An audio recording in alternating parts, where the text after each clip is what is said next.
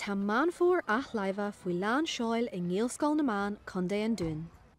Tá Malartú Éadaí ar siúl acu, agus is féidir lá Éadaí ón bhliain roimhe a thuairteasteach, agus Éadaí Athláimhe ar an bhéid cheart a thógáil. Tá éca chuiste sa scoil seo a bhíonn ag plé le cursaí timpachta agus inmhúnaíochta.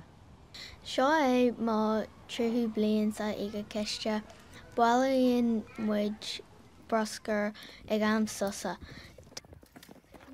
Tá a Malartú Éadaí mai mar né caiimiid ag as éadú ura.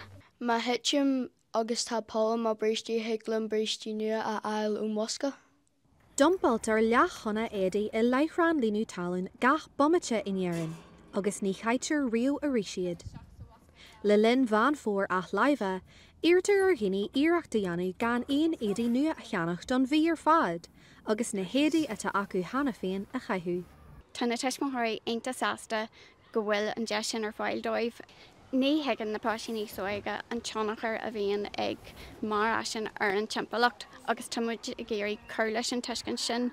Thur Oxfam tus leis an achtas Meán Fómhair Athláimhe sa bhliain eabhaile san 90, agus é mar sprec acu fasachta ardaí ar fud na cruinne faoin bhar aisin agus faoin teannachar a bhíonn saige ar an timpalacht. Kathryn, mBeann, Nuacht Cúla4, Kilcíl.